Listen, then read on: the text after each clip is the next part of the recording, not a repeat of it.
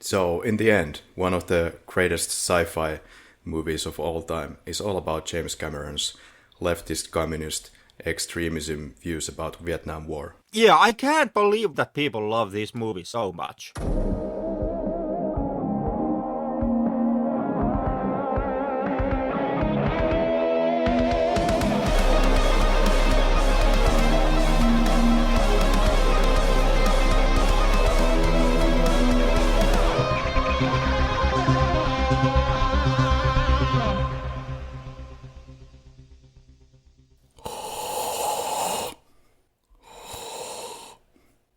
Welcome to the Flick Lab. I'm Karri. It took a considerable amount of time to get here, but finally, we're talking about the Alien sequels. Henrik, are you excited? Like exhilarated tonight? Yeah, kinda yes and no. I, my relationship with Alien sequels altogether is that I mainly like almost all of them, and then we get into Ridley Scott's return back to the franchise, and it all went to hell. So in that regard, yeah, I have no trouble about discussing about Alien sequels. I'm all for it. Let's do it.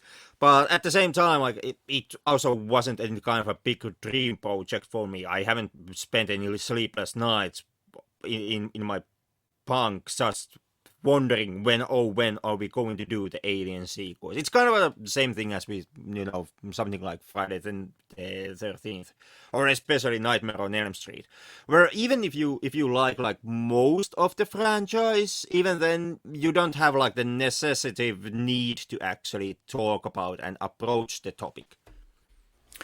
Yeah, luckily we're not touching those Ridley Scott returns just quite yet, but it looks like we're gonna get to that at some point. Well, if we are once again gonna do like the entire franchise retrospective, talk about every Alien movie. In that case, eventually we have to talk about also the last two Ridley Scotts. Seeing also like how the second one of them is called Alien Covenant, so it's already in the title. With Prometheus, you can kind of have a leeway. Like it's not called Alien. It doesn't have a xenomorph in it, and try to spin that argument. But then there is Covenant. Like this, it's all just like the argument vanishes at that point. Well, let's get to these first sequels. First things first. Aliens is on the plate tonight. I guess this is a fitting franchise to look into, given that Henrik has once said about my heart the following: it's primordial, deep cold, way below the line. Which is ironic, given that Henrik is the one that mostly comes out at night. Mostly. Alright, kind of like Aliens. It's been a kind of troubling way to get to the recording booth tonight. It was a troubling time to get Aliens produced. Somehow, Fox was reluctant to start the development of Aliens. Quite well known is also the fact that James Horner, the composer, did not have enough time to compose.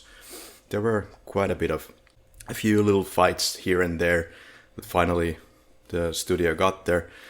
It's interesting, the whole 20th Century Fox's reluctance to make the sequel, because if we look at the Alien's high return of investment in 1979, it was quite high still. Like, Alien was made on a budget of $11 million. If you account inflation into that, inflation adjusted for 2024, it was 47 million. And the return domestically, at least it was roughly $79 million, which would be roughly $340 million in today's value. So it's not like it's like a complete home run or phenomenon domestic box office wise, but it's a very successful run. Yeah, then in a way I can actually see the reluctance to approach Aliens. When Alien came out, even though it did make profit, and it also was well received in at least some of the critical circles. There also was a fair amount of criticism landed at the film's Scott's original feet. Some critics felt that it was nothing more than just a ghost house in space. It said, like we have already talked about in our Alien episode of the podcast. So coming from that point of view, it wasn't like a critical darling outright. It was kind of a gamble for the studio. It did pay off, even though it wasn't like the Jurassic Park of its time. And then from there, you kind of have a question like where to go from that point. Like, I can understand that it's somewhat questionable, like, why didn't Fox want to heavily push for the sequel? But at the same time, I can also kind of believe that Fox's perspective might have been something like, well, where the hell are we going to go with Alien?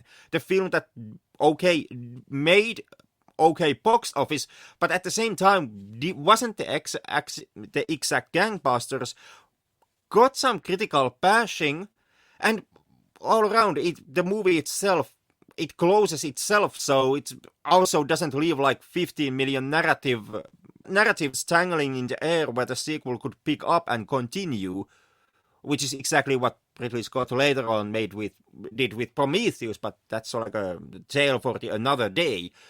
But it's kind of also perhaps hard to see like how to make a sequel to Alien, and is there guarantee that sequel would be profitable? Something critical that we might be missing here in the discussion is that back when Alien and Aliens was released, releasing sequels still wasn't kind of like a huge thing, but it certainly followed. So here it's kind of like it's not like a clear thing that you would make a sequel, especially maybe for a film like this. It could be that Fox was kind of looking down upon science fiction at the time compared to now. What do you think? To a point, I can perhaps side with the notion, at least in some type of a theoretical framework. Sequels, they kind of have always been in Hollywood. They were also like before 70s and before Alien came out.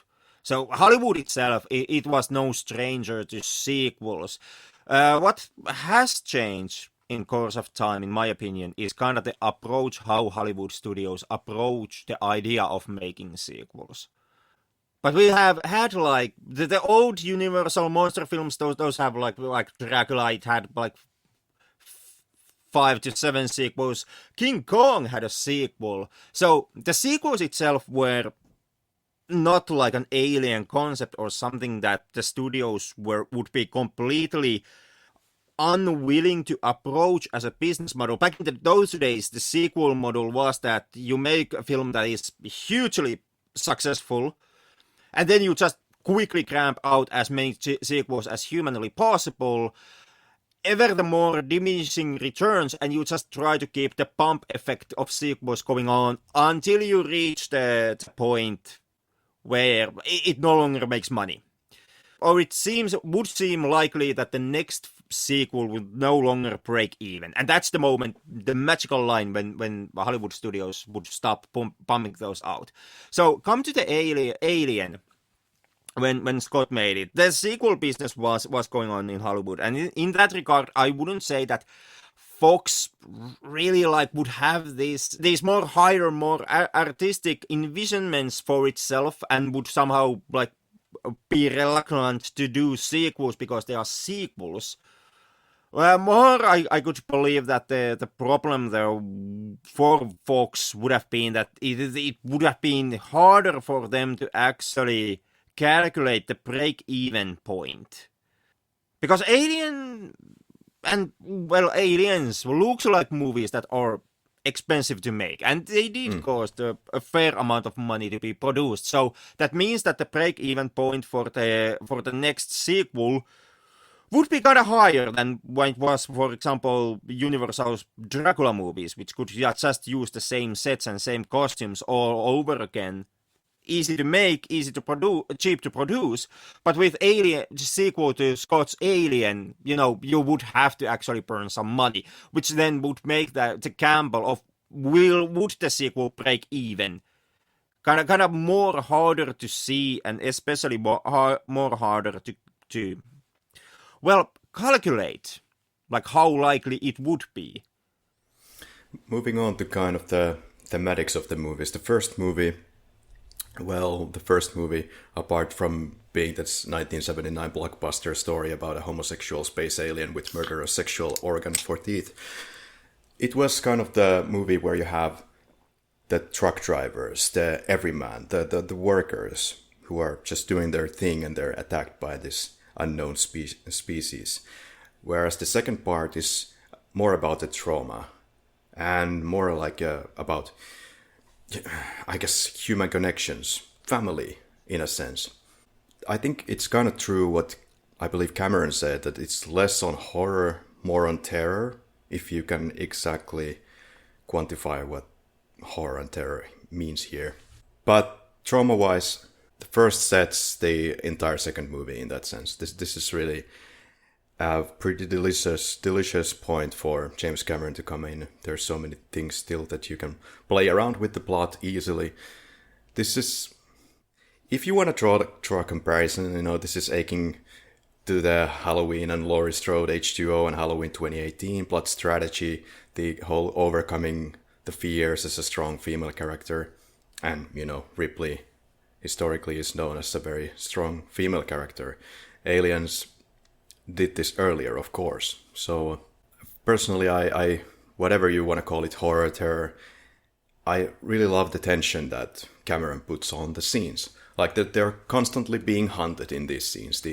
You have the emotional pressure, you feel the aliens approaching and the humans are confined to a small room. And you can't escape. That is there. In a bit of a different way than in the first one. And we can get to the whole cockroach aspect or the Buck versus the lone terrorizer in the first one.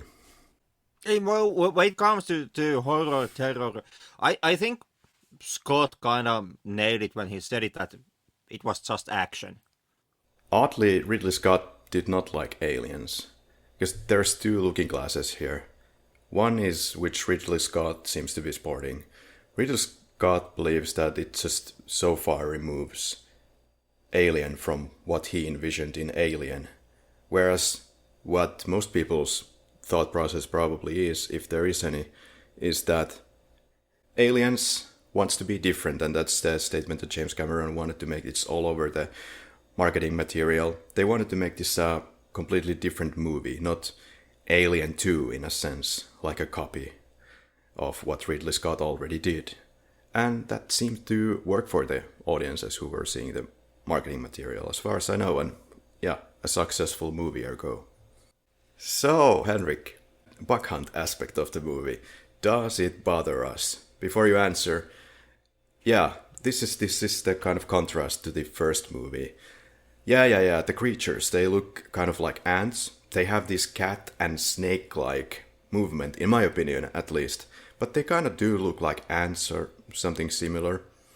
Apart from that, yes, you have the Marines and the threat towards the aliens, let's say. The protagonists, let's say, they have been multiplied here, whereas, antagonist has to kind of match that, and even more so. Maybe in the past episode of Alien, I can't quite recall anymore, but anyway, for sure I can understand this thing. Maybe I have even criticized it in a way that the aliens are so all over the place in the second part that they are made kind of like these bugs, and they are openly mentioned as being kind of the bugs in this part. I understand the criticism. Then again, I do understand the second part needs to go somewhere else. And maybe it's not really that kind of a ones and zeros things or on and off, where if you battle like one monster in the first one, then that would somehow mean that you can do this like a new thing successfully too with multiple ones. So maybe even if you have one alien in the first movie, it doesn't necessarily mean that you can't have more aliens in the next movie. It's just a different way of doing things. might be successful as well in its own merits. Well, obviously, like when you look at the franchise, obviously that is true. Like just look at the way how the whole alien xenomorph situation has been played out and been presented after Aliens. Aliens is basically the blueprint around which most of the franchise itself has later on been built. If you look at, for example, the video games, they all, outside of the most recent one, Alien Isolation, they all take their notes from Aliens, where it is massive amounts of dudes and firepower against massive amounts of bugs, and Predator missions are somewhere there coming alongside of that. So obviously, like, from the franchise, but I would say the franchise itself speaks volumes for the fact that Cameron was right.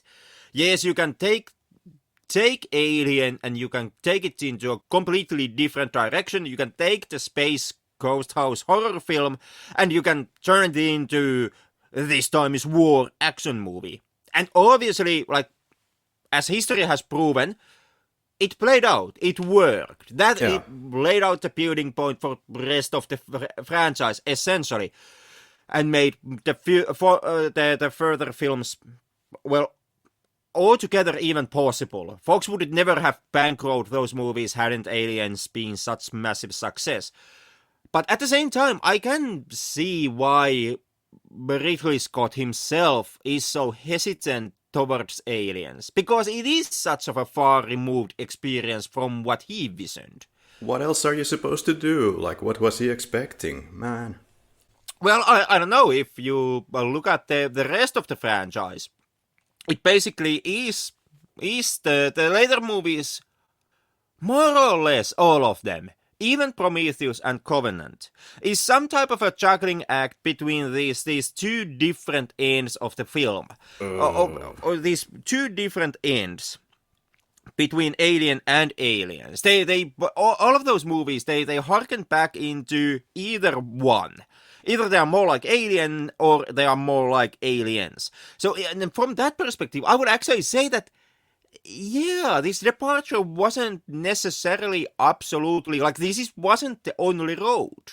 Alien 3 proves that you could have made more traditional, like, lone xenomorph, claustrophobic, closed spaces, more horrific, more terror-esque, well, not exactly a ghost house, but, like, claustrophobic terror ride in space. And then something like Resurrection proves that, there's also power to the Aliens' blueprint.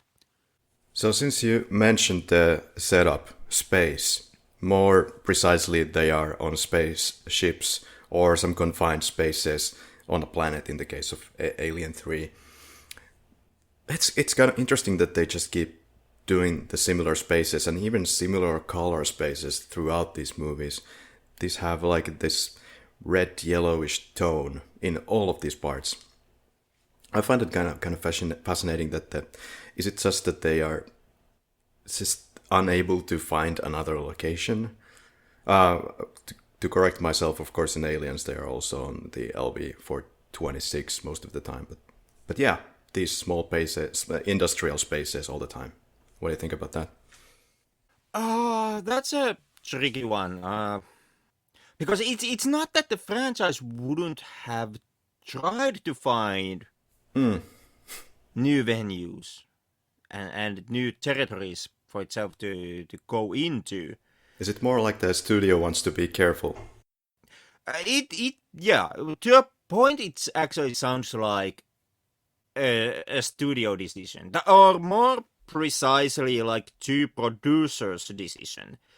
The producers in question being David Giler and Walter Hill. And Rennie Harlin's one of his ideas was that he wanted to take Alien to planet Earth. It would have been the xenomorph invasion in some type of rural part of America. Yeah. And Giler and Hill pushed heavily against that.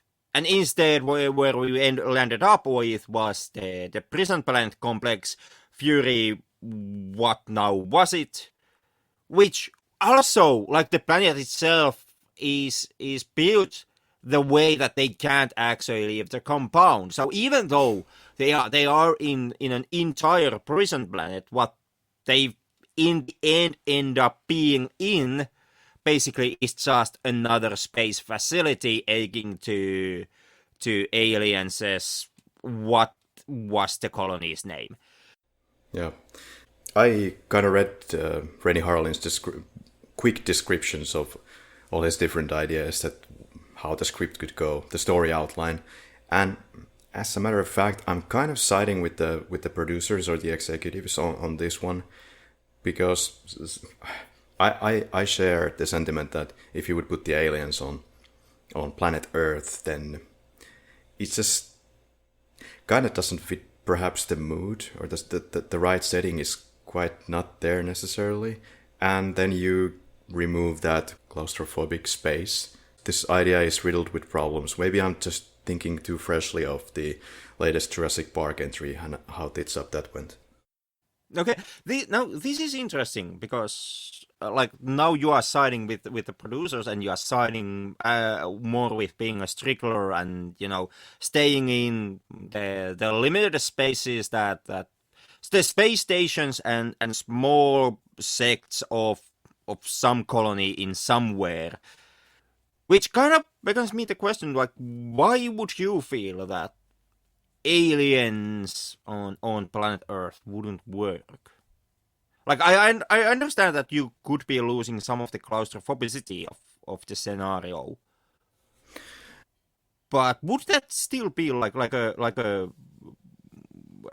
death sentence to the atmosphere of the film? I'm thinking about something like, for example, the velociraptors in the tall grass in Jurassic Park 2, The Lost World, and scenarios like those. Like, obviously it wouldn't be claustrophobic per se, but it could still be like immensely terrifying.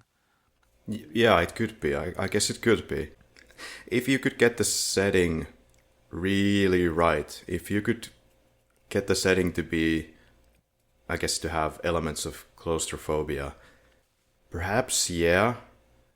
Just right now, the image of an alien lurking behind some apple tree on some guy's backyard, and then jumping around and messing up the Cheerios on the table, I just don't. It doesn't have that, because all the aliens, perhaps part of the magic is that it's isolated from the everyday environment. I think it could be easily like a laughing stock movie. It could be easily hilarious, getting all those everyday elements mixed up with the aliens. But I don't know. Yeah, I guess it remains to be seen. Would that be everyday elements, or would that be the lack of closed space? Like, to word this differently, there's also, when it came to Alien 3, there was also another script idea, which would have taken place in some type of a, like, floating space colony station thingy, a biodome out there in space. So that would have been a closed area. It would have been the biodome. But inside of the biodome, you would have had a whole plethora of these everyday things. You would have had, inside the floating space biodome, you would have had 7-Eleven, and you would have had biker gangs and stuff like that. Like stuff from the real world. Stuff that you would immediately recognize that, hey, that's from Earth. So would that also be like, how do you feel? Well, would that been too much to you, too close to home? Or would the thing that it's just, closed off space, once again, the biodome, would that have been enough? Could you have taken the space biodome 7-Eleven? I could consider about the space biodome, but without the 7-Eleven, or some really familiar aspects like that, which make it kind of ridiculous, probably really easily. If you're gonna take the aliens on Earth, then yeah, maybe I'm on board with that. If you can then kind of guarantee some certain I don't know, closed space, but it would be like a limited space, let's say. You know how I've been critical of some of the horror movies in this podcast where if you don't familiarize the audience with the surroundings, then it's necessarily not going to work on the horror department if they're just going to be walking all over the place. Maybe the kind of same thing could apply here. So it's both. Okay. And just for the record, I'm not trying to make the case that you are wrong. I'm purely just interested in like, why wouldn't it work for you individually per se? As the answers that you give can also be the answers that have went through the producers' heads when they have been choosing like what scripts to approve, and therefore and thus setting the stage like where does Alien films take place. Right. I'm just trying to do some brain surgery here, I guess, on the producers, and find it kind of fascinating as you like. One of the other ideas that Rennie Harlin was talking about was what was that again? There was the idea of going back to the birth planet or the the alien home world. Yeah. The way it sounded to me was that he's going to go the whole Prometheus way to try to describe or get to the bottom of the aliens' home. That was the point. And if I've understood him correctly. And to add to that, he was saying something that he probably mentioned to the producers was that he would like to explore that maybe the aliens are not so bad after all. Maybe they have some good sides to them as well, or there's some kind of like a method to the madness. And yeah, just going totally off the rails, in my opinion. Then again, to actually defend.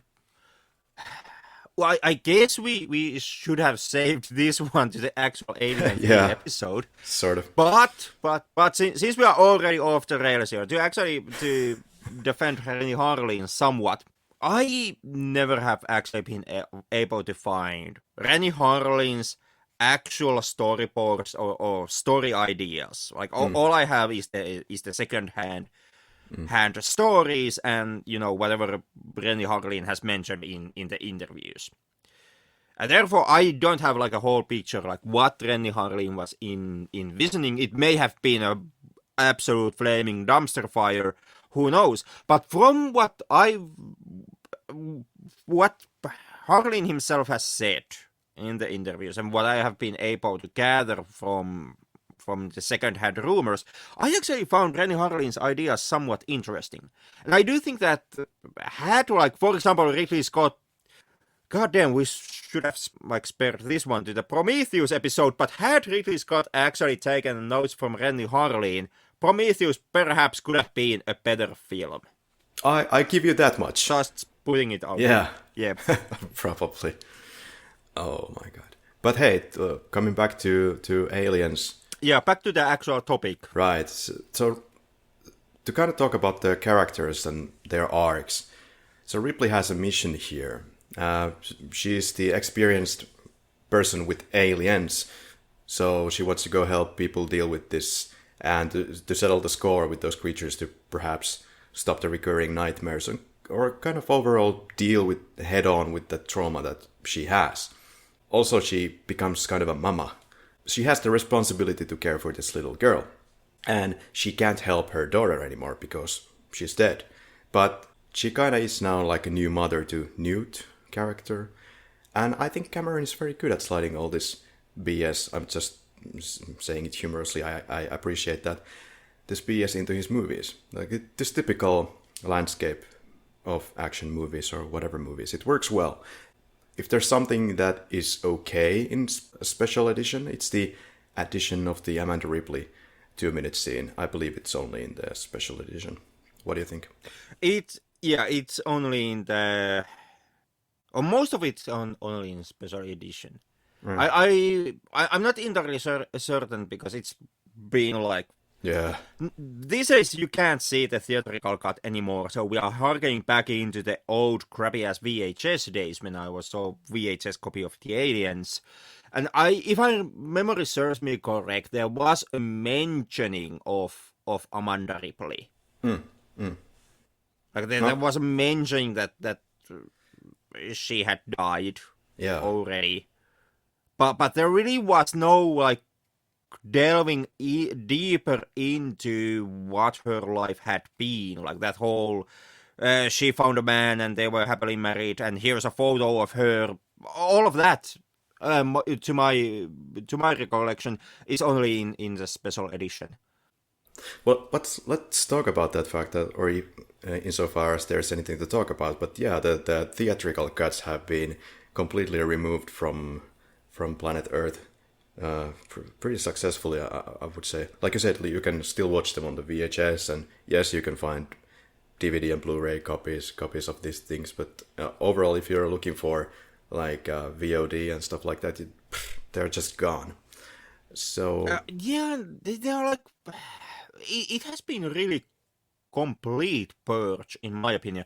Like even when it comes to DVDs, I would say in all of the Blu-ray cases, I am under the impression that the theatrical version does not exist in those formats. There may be some really old early DVD release that would have used a theatrical cut, but basically every known cut that I've seen on DVD of Aliens has always been the extended. It was in Quad Trilogy, and yeah. before that, when it was sold standalone 2-disc set, that also was the extended. Yeah. I have never owned the Blu-ray copies. Like you, I've owned the Alien Quad Trilogy on DVD, but Blu-ray copies, the theatrical cut would be on was it the 4K releases? Okay. But anyway, so if you talk about the other characters in this film, even though they kind of serve as alien meat, they have these pretty incredibly distinct personas somehow, and Cameron makes some magic work here to make them, in my opinion, quite likable. And they have a lot of personality. Many of them don't really have arcs per se. That's okay. You have Bishop, who is someone who kind of needs to earn Ripley's trust and even kind of checks on that verbally during the movie's end. Like, am I doing it correct? Was that pretty good? Yeah, you did good. And now he has kind of gained the audience's trust and he gets ripped apart. And we kind of care about that character at that point. So, thoughts? Well, yeah, in a way I agree with you. Like, if you follow Aliens discourse, everybody always praises the characters. But then again, at the same time, having now seen the film something like perhaps 15 times, At least. altogether, I think I'm actually on to Cameron's trick here, which is not so much that he writes these exhaustive three-dimensional characters, but more so that he just writes quite simple, but one note, but extremely big and loud characters. Like, for example, Vasquez here, who pretty much just shows up and then quickly and then goes into the background and eventually dies. Or even more so something like Drake, and even to a point Hudson. Like, Drake just quickly shows up in a movie, shoots a little bit guns, then quickly dies on the acid attack. And even though Hudson is in the movie most of the time, just like is Bishop, I wouldn't say that there really is like that much like three-dimensional depth into them. No. There are a couple of things. He picks one feature. Yeah, it's one or two features. Like Hudson is a capital A badass, and then he turns into game over man. And Bishop, well, Bishop mostly is Bishop, but unlike the android in Alien, he stays trustworthy throughout the entire film. And Drake just has one feature, but all of these features are big. And they are presented in pretty loudly there. But Drake shoots off his mouth and has a big gun, same as does Vasquez. So you kind of see, in my opinion, you see more character in there than there actually in the end exists. And I'm not saying that that's a bad thing. That's actually a really good excellently performed magic trick. Yeah. But when everybody talks about, well, to me, like these grandiose characters in Aliens, in the end, it is still magic trick. An excellent magic trick, but a magic trick. Yeah. One or two features, and the casting is freaking brilliant because they are put to exactly the right people who can just somehow. I mean, these are caricatured to the max, but I don't know. It just works. You can believe that this guy is an asshole and so forth. Yeah, like I'm one of those people who, even though I do side with Alien 3's decision to kill off Hicks, but I'm still one of those people who mourn Hicks, and even Hicks wasn't really that big of a character, or that deep of a character. But when a trick works, it really works. Yeah. We are the Flick Lab, as you might know, and we like to get smart-ass here about the plots from time to time. So I think I have a few rounds of ammo for that. So if you talk about the genetics of aliens, wouldn't the aliens owe part of their genetics and the appearance to the humans that they impregnate? Because if you think about the host carries some of the genetic role here, you'd think. Or then otherwise, what's the point of growing inside a human? Yeah, they are supposed to be these 3 meter something sized walking parasites. But would that even work that way? And they spend such a short time inside a human. Of course, it's a movie. I guess you gotta get moving and stuff. But would that be any kind of a benefit in the real world now? But yeah, it's a very strange process. We see an alien, and then the genetic makeup of the xenomorph, it seems to stay pretty intact. That's the same, consistent, regardless of the host. And if you want to get some real world analogies, well, we have these parasitic organisms. They do exhibit these kind of adaptations that allow them to exploit specific hosts more effectively. And sometimes these adaptations, they can be influenced by the host's biology.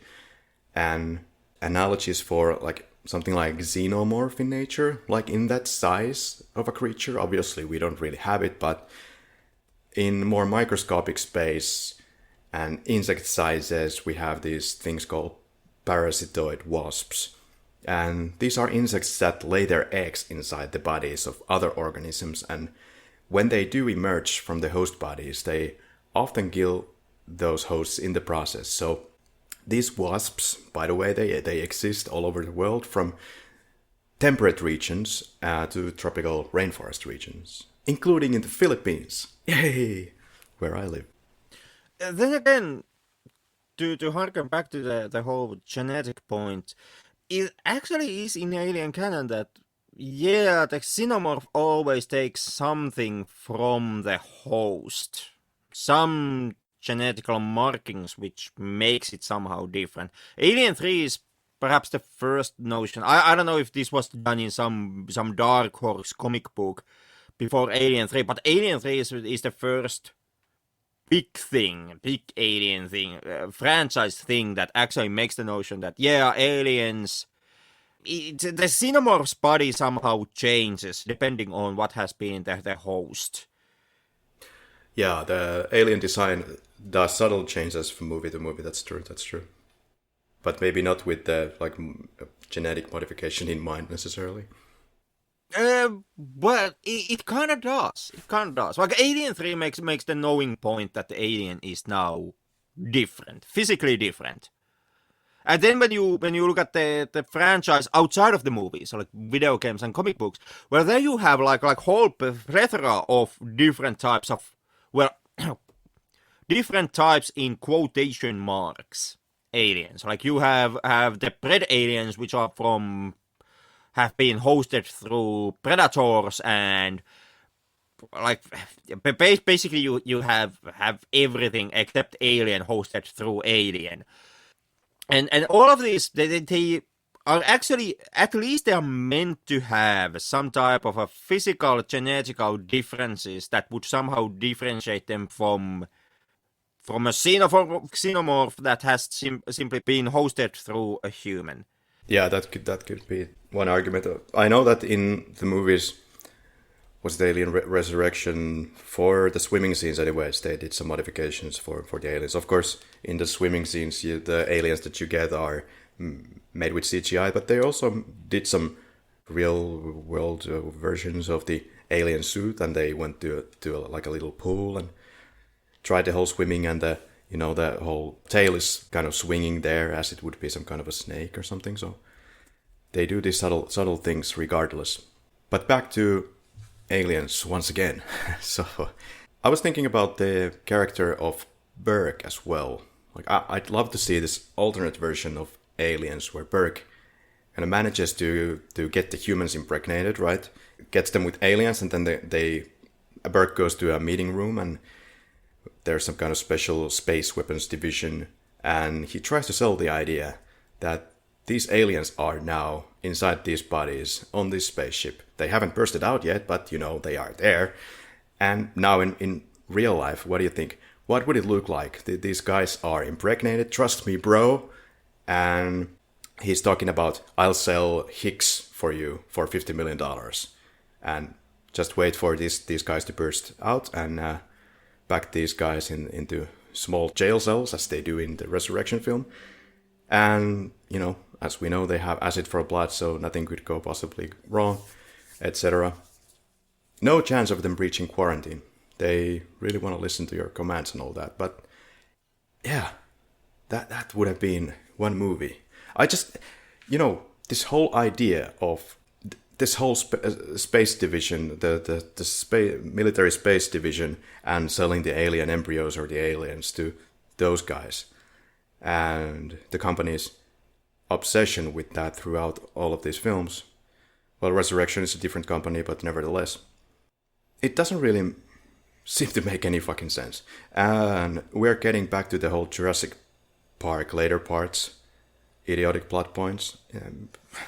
Can you kind of juxtapose these guys? Mm-hmm. I can. Yep. I don't know where to go through all of that, all the different points. First of all, I don't know if Burke trying to seal the aliens would have really been that different type of film, seeing how Burke is Weyland-Yutani, and Weyland-Yutani, well, impregnating someone with the xenomorph has been basically Weyland-Yutani's plan ever since the first film. So most likely, if Burke would just go back to his bosses, the bosses would be like, sold. We buy immediately. Just name the price and we take it all.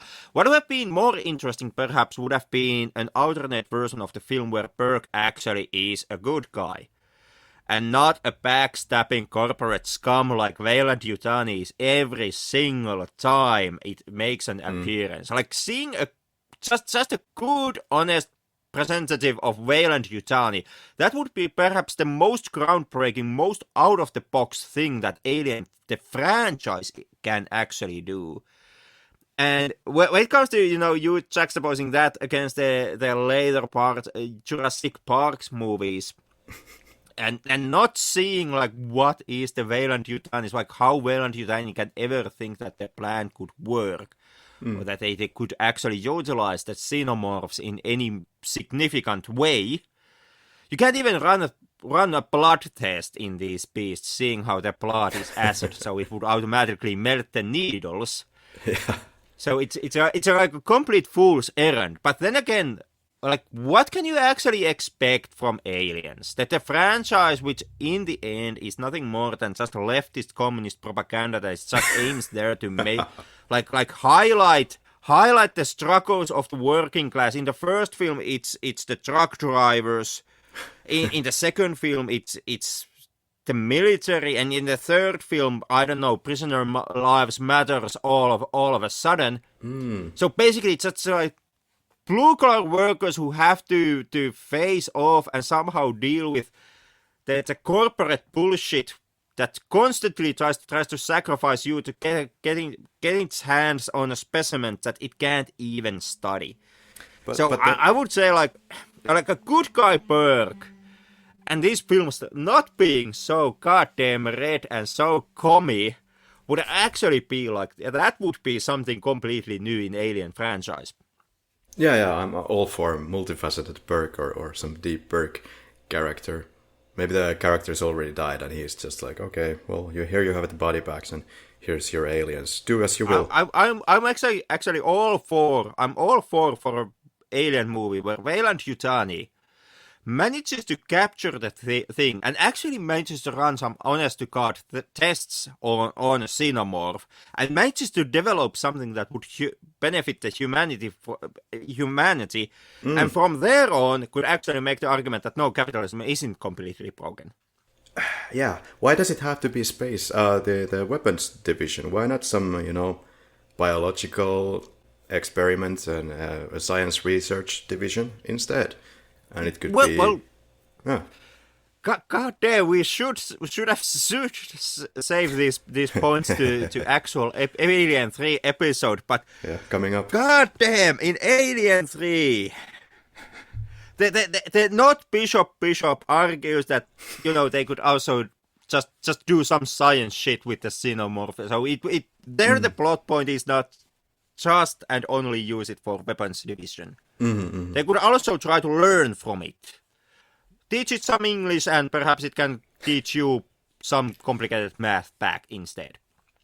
Yeah, that's at least what he's saying. I don't know if he's bluffing or he just wants this for his space division. I don't know what's the idea. Listen, I'm willing to take the creative scientist for his word. Yeah. Like just to look at the dude in that coat. Like, would that face lie to you, man? Would it? Ripley could have tried that, It's the only way to be sure. Mm-hmm. So the bitch is back as well. Who's the bitch, Henrik? I would say it's Newt. the bloody gaslighting mastermind behind all of this. Like, who was there when the first facehugger incident happened? So who had to be there when the first victim for facehugging was brought back to Hadley's Hope? Which kickstarted the whole thing, the alien invasion at Hadley's Hope. And who is there running around the place, going from one point to the next, at times getting captured, meaning that the rest of the group actually has to constantly be running after her. Right. It's really funny if you think about the bitch. Well, who is the bitch that apparently is coming from the first movie? Well, you don't have the Queen in the first movie. If you look at the special edition, yes, you get the extra little scenes where Ripley is going to check out the hive. And evidently, somehow, Queen was there as well, right? Whatever was, creating these characters tied up into the fiberglass material in the basement level or wherever it was. That could indicate that the Queen was there, I guess, but like the official, let's say, theatrical cut never goes there, and people had not seen the special edition when the 1986 Aliens came out. So the only bitch left would be either the cat or Ripley or Newt. Yeah, and my money is on Newt. But where she's coming back from, I don't know. She's coming back to be saved. Mm-hmm. But basically, she's coming back to a new mummy to be a daughter once again. But then once again, you compare special edition and the theatrical. Newt doesn't get her preface scenes in the theatrical cut. No. But it is established that her parents are dead. That is. If I remember correctly, and that in only two genders biological sense, that would have to mean that Newt has had a mom and a dad. Yeah, and the cat was a little shithead, so that doesn't count then. Mm-hmm. Even Ripley knew that. So the thing is that there's quite a lot to talk about this movie. Unfortunately, I still wanted to kind of touch on the whole special edition versus theatrical a little bit more, because starting with James, I never speak marketing language, Cameron, he said that the special edition is what he wanted to envision for people to see in the theaters, but then was forced to cut down the runtime. Okay. Cameron, let's see. Yes, special edition, it's 154 minutes, and theatrical cut is 137 minutes, so I can see that. The special edition is surprisingly long. I was very, very surprised to find this out, because the movie doesn't feel that long at all. Then we already discussed the Amanda Ripley scene, and the photograph is apparently a photo of Sigourney Weaver's real-life mother. It kind of makes sense to bring that scene up, as we already discussed. It kind of telegraphs to the audience that the daughter is dead, obviously, so Newt is later dropped in as kind of the quote-unquote daughter. Then the derelict ship visit and how it doesn't make sense time-wise. I hate the Newt scenes that show her for the first time in the special edition. When they go to the derelict ship, these scenes are absolutely pointless, and you already take out the kind of mystique, what happened at the base. You already see the facehugger. Obviously, the audience knows that there is alien stuff going there. But, you break the illusion, you break the imagination. You already see what was happening. But whereas in the theatrical cut, they land there slowly and everything is kind of settled down. And then everything, all hell breaks loose. That is way better. I have to agree with you on there. I don't have a huge axe to grind with the extended cut. Yeah.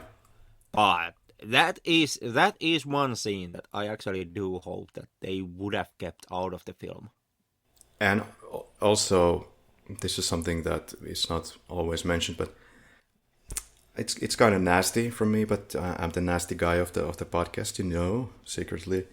So, and not so secretly. But Newt, the performance of Carrie Hayne in that when she's screaming, when is it her father who has the facehugger on his face, I would have taken a few reshoots of that one.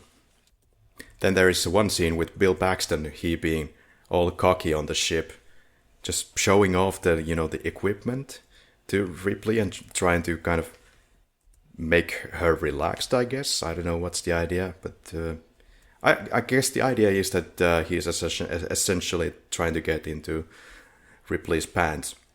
But, all this talk about, hey, we have the best weapons here, we're the baddest, badass motherfuckers in the whole universe. That scene is so unnecessary. And laugh out loud. I actually have to fight you there. I am actually going to defend this scene. I think that even though, like story-wise, like plot-wise, the scene is unnecessary, but I do think that it actually works with the themes of the film, or more so with your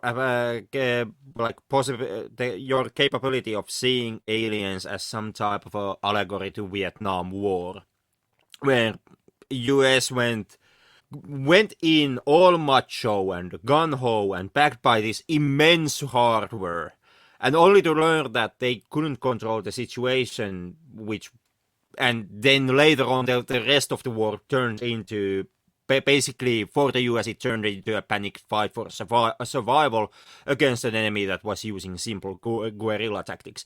So in that case, I actually do support this scene on the extended cut, because it highlights more of home, and it brings more, even though it's not absolutely 100% necessary, but it brings more weight into the idea that the Marines are, they perceive themselves as badasses, and this as a once again, easy mission against some space yokels. They have all the hardware, they have all the gear, and then the whole mission turns to shit. So in that case, I would say that it is better that this scene is here, since, if you want to see the Vietnam War parallel in this movie, and you most definitely can see it, seeing how this was the time period when other Vietnam critical movies like Platoon, Good Morning Vietnam, Full Metal Jacket also came out. So Vietnam War was in front a lot of Hollywood pictures at the time. So it's not that the distinct possibility that the Cameron was also knowingly gunning for this allegory. And if you want to see the allegory there, in that case, I would say, I'm a capital A badass scene actually fits in nicely. And also, stemming from that argument, to stretch it even further, if you accept the allegory, or if you're willing to see the allegory of Vietnam War in Aliens, in that case, it also lands some gravity for Burke's character, which in the text of the film is just presented as once again one greedy Weyland-Yutani asshole, but in the allegorical meta text you can see him as a stand-in for CIA presence in Vietnam. Two-faced puppet master who knows way more of the situation than he's willing to tell anyone, and who is willing to sacrifice anyone from his own side to achieve his goals. A few points there. Yeah, Burke, who knows way more than you would expect. Burke, who seems to know that there are face huggers, and he tries to get the guys to the derelict to be infected. He knows that much. Even then, he somehow decides that it's a great idea to bring Ripley on board here. Wouldn't it be better to leave Ripley on the spaceship? Because she would be the one who would take action if there's any nasty or company business going on there. He has established that much in the scene where she's like throwing the pages all around. That this bullshit, you can say bullshit, goodbye. Then again, to actually see some method in Burke's, or see some motives in Burke's methods, I can also see that Burke could have believed that he would be able to overtalk Ripley. Seeing how they have actually taken most of Ripley's livelihood away from her with her captain's clearance, and forcing her to do the pretty menial fork driving job in some of the cargo bays. So in that sense, actually Burke has not that bad set of cards on his hands. He can offer Ripley vast amounts of money if she agrees to work with him to smuggle the embryos. He can also promise Ripley outright and enforce the previous promise given by Weyland-Yutani that Ripley would get reinstated as a freighter captain, and her overall her career and her work prospects would once again be improved from what they are at the moment. So in that sense, the monetary power that Burke has over Ripley is immense, and in that sense, being in Burke's shoes, perhaps I would have also tried to play the exact same cards. So, in the end, one of the greatest sci-fi movies of all time is all about James Cameron's leftist communist extremism views about Vietnam War. Of course, I'm kind of kidding, but yeah, I can't believe that. I can't believe that people love this movie so much. Yeah, I think the military aspect also appeals a lot to the Republican side out there. Perhaps at least to the point until it completely fails and is like cut down into 3 members, 1 android, and 1 sergeant who mostly just is a coward. It's good to mention the whole Vietnam War here, because I think there is some kind of a Vietnam War hangover pretty strongly here. I was also thinking, as a short discussion point on the aspect of the military in this movie, that maybe it was already an overcooked idea, overripe, overdone at this point when Aliens came out. Like, we've seen this macho maniacs go to a place X, and then military movies, war movies. Also, I'm thinking about what's the leader with the cigar in the mouth? Come here, come here.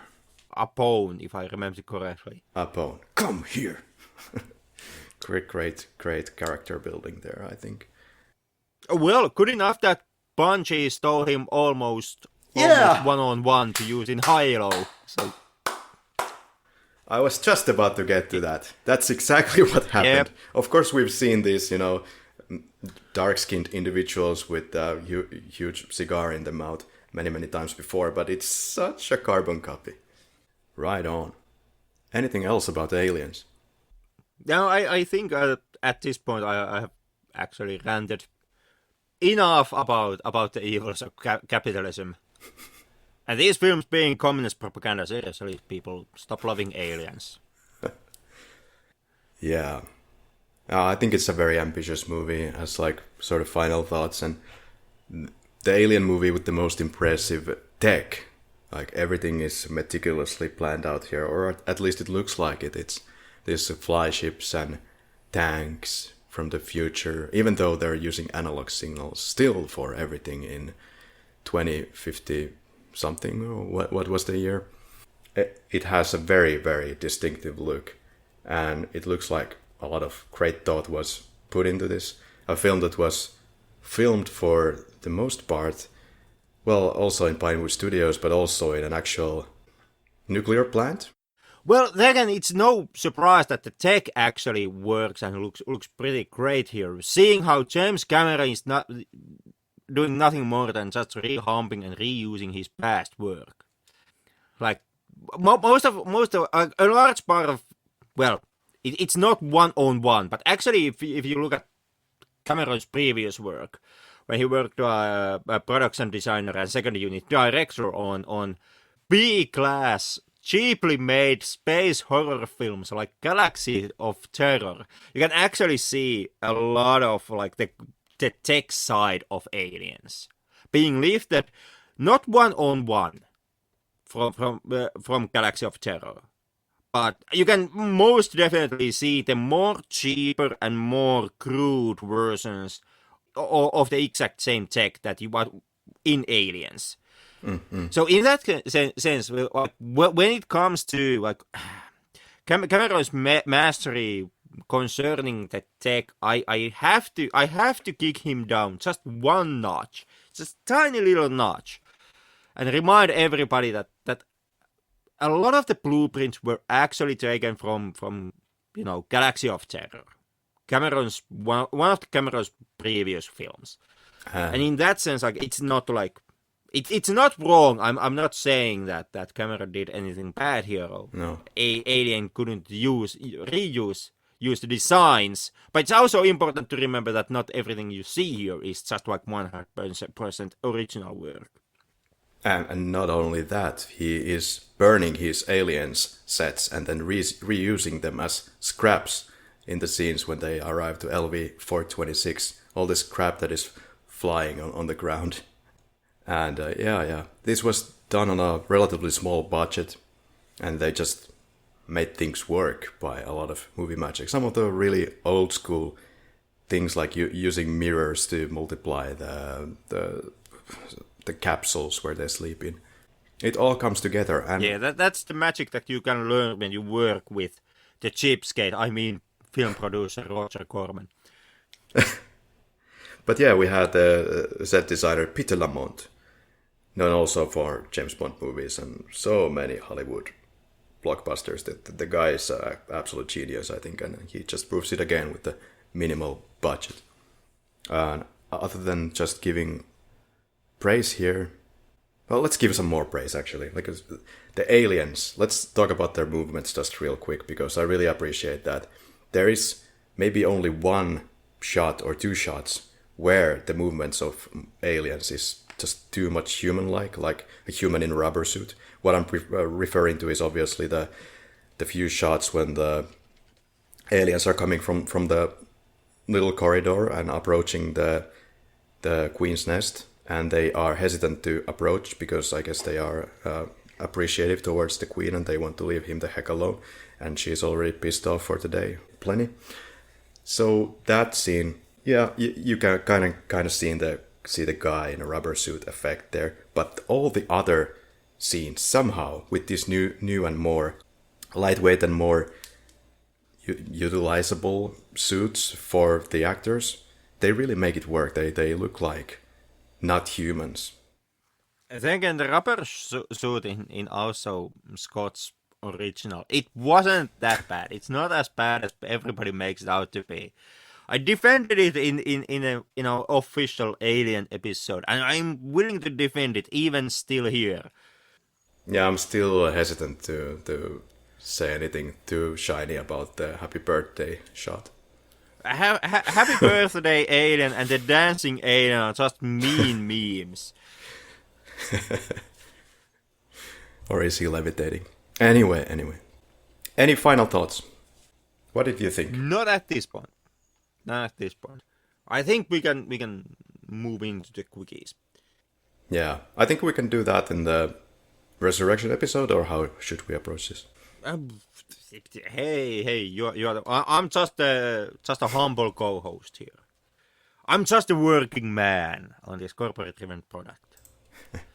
I'm like the Ellen Ripley of this podcast. You are like a Wayland Yutani.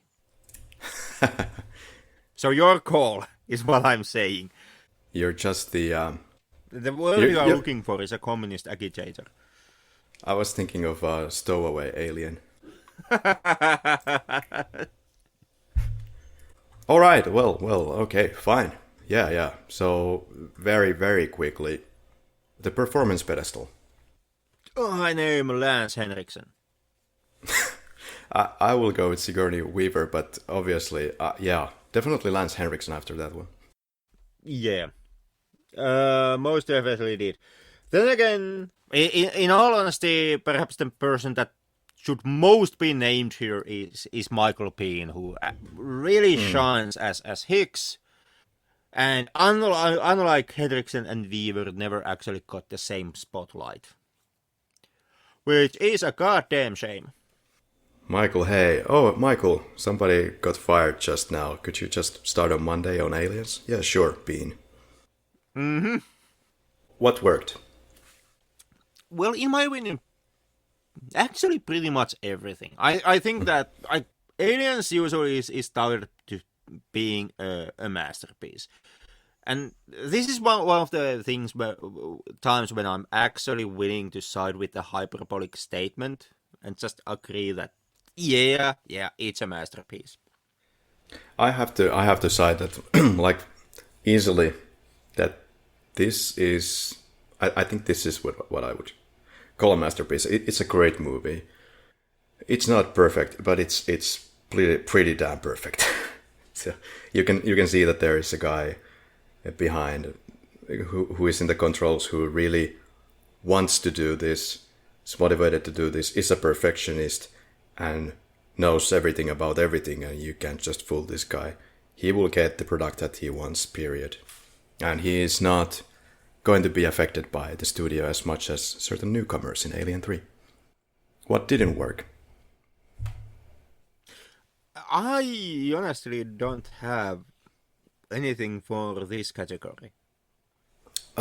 Some cuts in Special Edition could have been left aside, but yeah, I can just watch theatrical cut if I feel like I want to avoid those things.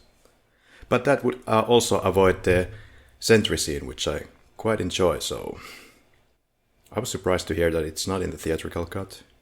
Because we haven't watched the theatrical cuts for these episodes because they're not fucking available anywhere. Mm-hmm. So, but I think it would also remove that scene. Describe the film in one word. Badass. It's just perfect.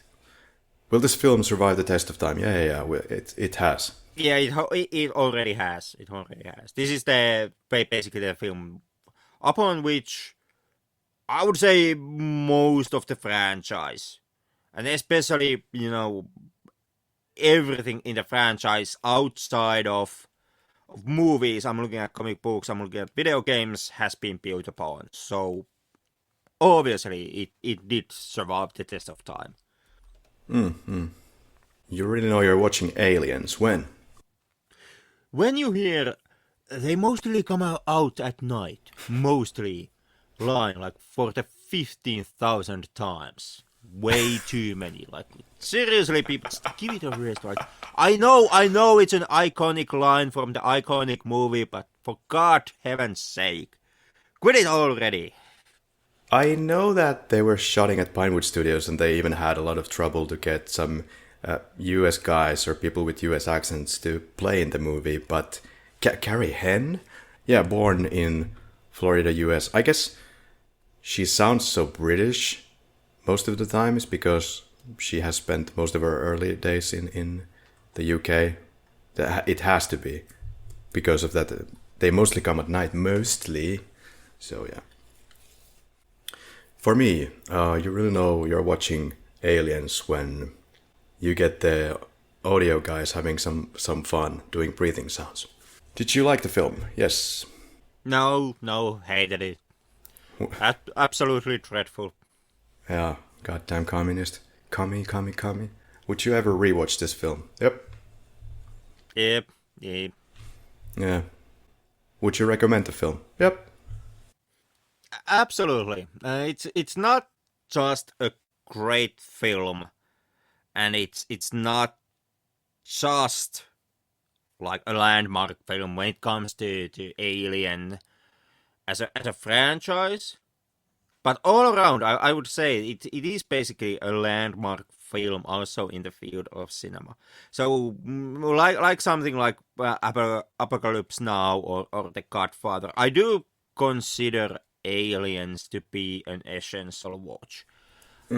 Likewise, I also consider Alien to be an essential watch for any film fan. But like the first two films, most definitely like check them out. Yeah, home run. We will put the films in order of preference, I guess, when we finish with all these beasts. But for now, dear listener, would you recommend Aliens? Of course you would, but tell us anyway.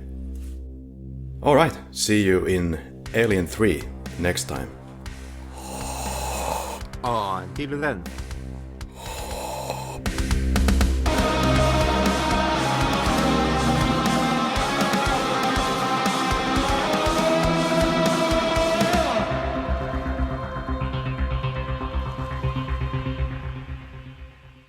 This bullshit, you can say bullshit goodbye.